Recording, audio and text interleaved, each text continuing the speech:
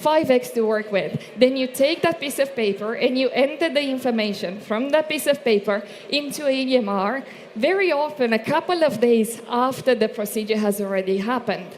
And that, as you can imagine, introduces loads of errors, and it introduces a human in the loop who should not be there, and their time as embryologists can be valued more. So really, everything here was made possible by this automatic data capture. Why is this helpful? Well, as we've seen, the complexity of IVF has increased. And this is a lovely study from Mina Alikani from a couple of years ago, showing that in the past, as an embryologist, your actual workload per IVF cycle was about 9 hours. Now, recently, that number there has gone from 9 all the way up to 20 hours per embryologist. So how can we use technology and the RI witness to really improve this ratio and to make our job easier? This looks like a very complicated slide, but just bear with me. I promise it's not that complicated. So first, using the RI witness, we mapped every single step, every single witnessing point in our protocol. And then we attached a data sheet to every witnessing point. And firstly, we mapped out all of the stages sequentially in the IVF process, everything that's happening in the lab, that sequence, and most importantly, all the variations that we might have in the sequence of events happening in the lab. So our eyewitness is there with us to make sure that we are at the right step, recording and capturing the right data automatically. How do we do that? Well, the biggest advantage of our eyewitness is really the fact that it allows a great customization. So in the data sheets, you can imagine it pretty much like a table.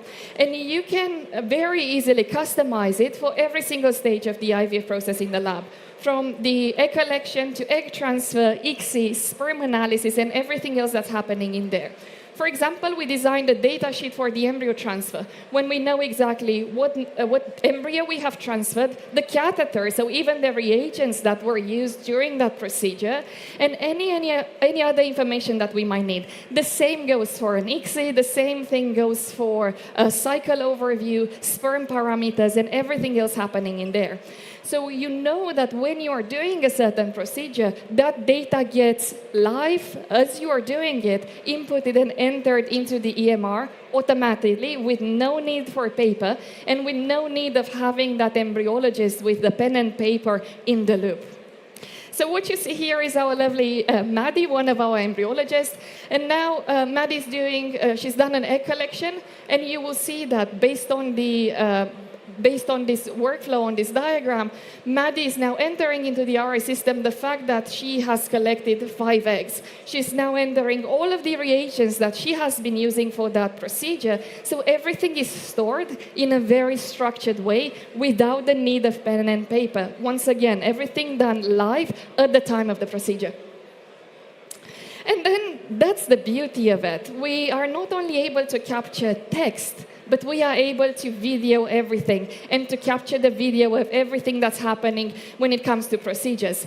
So essentially, as soon as you do an ICSI, a biopsy, a denudation, our eyewitness knows to record the video of the procedure, and it automatically adds it to that patient file. It's exactly like watching a Netflix series for a specific patient, where every single episode is a procedure that has happened in the lab. So that transparency really allows us, in case something goes wrong, to be able to go back and analyze the footage and know exactly who was doing the procedure, what reagents was used, and if something has gone wrong. And this is the power of digitalization. We have done this beautiful study that shows the reality of embryology today. We have done this study across 6 clinics in UK, US, and Australia, and we were comparing clinics that were using the manual data input, and we compared those to clinics who are using an automatic data capturing tool like the RI Witness. And we wanted to see error rates, so we were analyzing the rate of errors, and then how much time you could save by automatically doing that stage. And as you can see, for the clinics that do not use any digitalized way of capturing the data, so this is manual data annotation and manual data capture, you have about 209 steps, manual steps per IVF cycle. By integrating something like the RI Witness to capture and record that data automatically for you, you bring that 209 down to 18. What does that mean in practice? Well, this allows embryologists to become super embryologists. In the UK, at least, and in Europe, we have the recommendations from the societies that list and mention the fact that as an embryologist, it's recommended that you do around 70 to 100, roughly, cycles per embryologist per year. But that is taking into account the old way in which we have been doing IVF. But with this, by having all that time saved on the admin, now the power of you as an embryologist goes up. So now from doing 100 cycles per embryologist per year, you could do up to 500 cycles per embryologist per year. And this is what we have managed to achieve at Avenues. It doesn't mean that the quality of the IVF goes down. On the contrary, IVF is much safer. We have eliminated the humans in the loop. Everything gets recorded. And since we like to talk about innovation and AI, which seems to be the big topic of ESHRE this year, as you know, the first step for every clinic that wants to implement AI is to have a good data set with structured data. Structured data that is structured in such a way that allows you to analyze it effectively, both for research, for clinical applications, and for KPIs as well. So, in the end, I would like to conclude by saying that with automation and RI Witness, the point is not to have someone constantly watching over the shoulder in a wrong way, but it's really there to help you make IVF safer in a more robust way by allowing you to focus more time on the things we love, which is spending time in the lab doing the embryology rather than the paperwork. So with that, we are hoping that every embryologist is being able to spend less time on the paperwork, improve the workflow, bring as much efficiency as possible. And with RI Witness, it's all about that. It's about bringing customization into the full picture to allow you to have control over your data and over your embryology lab. Thank you very much. Okay, hello. Thank you, Teodora. My name is Lakmaker. I'm the Clinical Application Scientist for CooperSurgical. And I'm going to follow on from Teodora's speech about another aspect of the witness, which is how we can use electronic witnessing to monitor our KPIs in the laboratory. So to start off, I think everyone knows the importance of KPIs, but they're an essential part of our laboratory. They're important to have so that we have an efficient quality maintenance system. We need to use them to ensure that we can evaluate the techniques and procedures which we do in the laboratory, establish minimum standards in a laboratory, have an ongoing improvement system, and also establish benchmarks for our clinic as well. So KPIs are really important. How can we use Witness to monitor our KPIs in the laboratory? First of all, we need to recognize that there are different types of KPIs in the laboratory. So I'll refer everyone to this paper which was published by Laura Renzi's group in Rome, where they describe the different types of KPIs that we have. We have structure-related KPIs, and these are looking at the resources in the different resources which we have in the laboratory, the amount of these resources, and what's required to deliver an efficient service in our laboratory. We have process-related KPIs, and these are looking at what the lab is doing and how well it's being done in the laboratory. And then we have our outcome-related KPIs, which are looking at the effectiveness of what's being done in the laboratory. So just looking a little bit deeper about these is our structure-related KPIs. As I said, these are looking at the quality of the environment in the laboratory. So things such as the physical aspects, our equipment, our installations in the laboratory, but also human resource aspects such as the personnel, the embryologists, how many embryologists we have, their skill and their competencies. We can also look at our process-related KPIs, and this is looking at measuring how well the lab is working in terms of efficiency, timeliness, and safety. We can divide these into three parts, such as our protocols and our procedures So looking at our culture conditions, our SOPs that we have in the laboratory, are we maintaining our standards within the SEPs? Is there a drift from our SOPs? We can look at the protective measures, which is looking at not only the protection for our biological materials, but also protection for our personnel and ensuring that we're working in a safe environment. But also looking at the identification and traceability, which I think is where most people recognize is a strength point for the witness, where we're looking at identification of patients, traceability of the biological materials and documents in the laboratory. And then finally, we have our outcome-related KPIs, which is probably where most people think, or what most people think of when we think of KPIs. Looking at the effectiveness of a care, and these are often what people use to assess the quality of what's being done in the laboratory, the quality of our professionals and our facilities.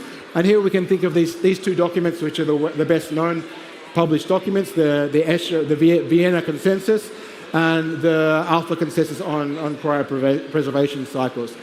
But we do need to be aware of the limitations when we're comparing our results with the KPIs which are published in these documents, making sure that we're using comparing the types of patients and the types of cycles which are published in these documents as well. So how can we use electronic witnessing to monitor our KPIs in the laboratory? Well, here I want to introduce the Witness IQ, which is a component of the witness system. The witness, when we're in the laboratory, is monitoring everything that's being performed in the laboratory. It is monitoring what is being done, where it's being done, who is doing it, the time that it's being done, how long it's been taken to complete a process. So we have all this information available to us, and the Witness IQ can use that information in a powerful way. So if we think about our structural-related KPIs, we're looking at things such as our equipment, for example, the amount of equipment that we have in the laboratory, the workload of each of these equipment, when is this equipment validated, the validation, the calibration, our monitoring systems, our alarm monitoring systems which are installed, also establishing a maintenance schedule for this equipment. So some important KPIs that we can think about in regards to equipment are the number of critical equipment that we have in a laboratory, how often we have unscheduled maintenance visits. These are important KPIs. So what I've got here is a screenshot of some of the data which is captured by the witness. Now, it captures a whole lot of analytics. And one of the things is looking at the locations of where all our procedures are being done. So what we can look at with the witness is we can look at the workload across different areas of the witness. Is there more work being done in a specific area? We can use that to look at other imbalances. Is one person using one workstation more than another workstation? Is that related to the KPIs for our outcome-related KPIs? And why is that relationship there? And we can also look at, in terms of resources, do we need to invest in more resources for capacity for growth? So this is an example of a screenshot that we can see of this data, which is captured in the witness. And what we see is different locations within a laboratory. And we can see we have different names, which are aleatory, but embryology A, embryology J. We can see how many procedures in general have been carried out in each location. We can also see what is the total time that has been spent in each location within the witness. So we can start to see what's the balance like in these different locations. We can also think in terms of structural KPIs of our personnel, our operators, our embryologists, and their skill and their competency. How many procedures are being performed by each embryologist? The number of procedures, the timing of the procedure, how long are they taking for each specific procedure? And this can all be registered to ensure that they're certified to perform these procedures. And we can also relate all this information to their specific performance when we compare it with our KPIs from the Vienna Consensus, for example. So we have two options here. We can either manually record, which is often done, and we've got an example there, recording on a worksheet, all the procedures are done, when it's done, the timing. I'll give you an example. If, let's say, our procedure for doing an ICSI is established that we have to do an ICSI within 5 minutes, how often would it be that a person records when they take 4 minutes and 59 seconds Do they record 4 minutes, 59 seconds, or do they record 5 minutes, or they go slightly over? The witness is another option, which is all automated, and this will ensure that we're getting an exact register of our timings, which are performed in the laboratory. So the witness IQ is the automated solution to record this. Now, if we look at our outcome-related KPIs, this is the Vienna Consensus, which I'm sure everyone knows, and this establishes recommendations based on benchmarks and competency values for a whole different values. Blastocyst development rate, ICSI fertilization rate, embryo lysis rate, etc. Here we have an example of a screenshot, and what I've done here is I've filtered for certain things which may have interest. So what we see is, first of all, I filtered for a specific clinic. We can see I've filtered for a specific procedure, which in this case is egg collection, OPU. The location I haven't filtered, we've got all locations and all personnel, all embryologists. And I've established a specific time period, which in this case is 1 year.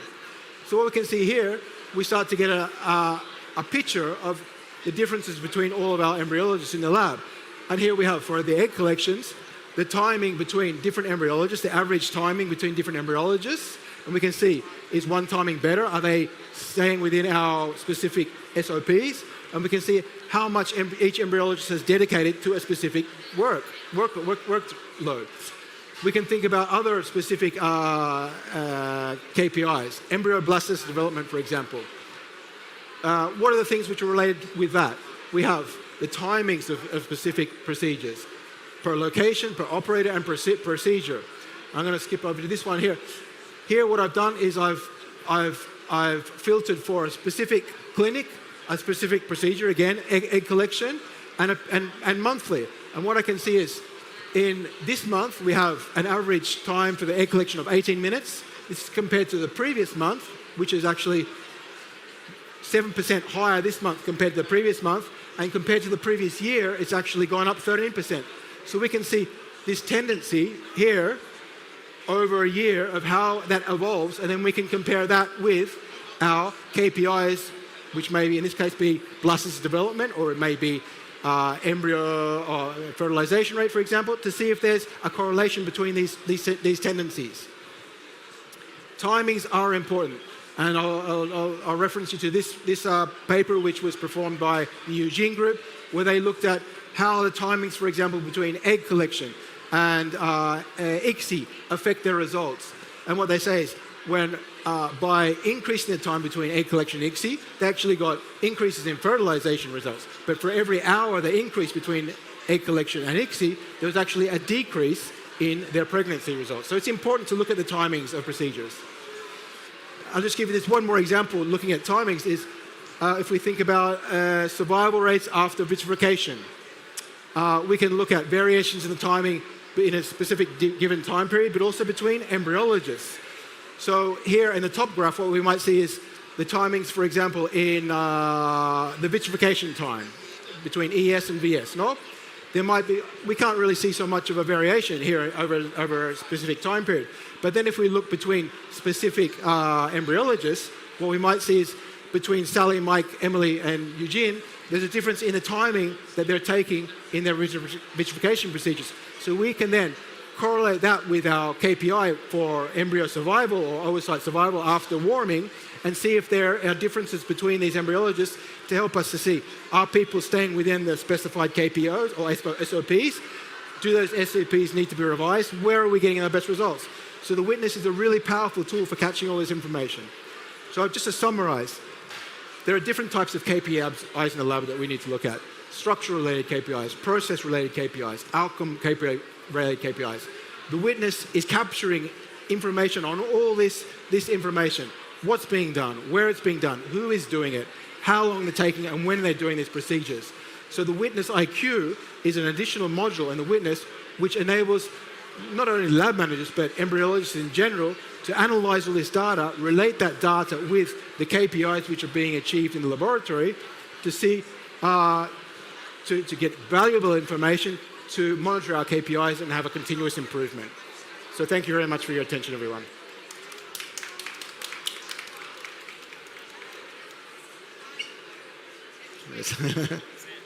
Okay. We will have our next booth talk in only 1 minute.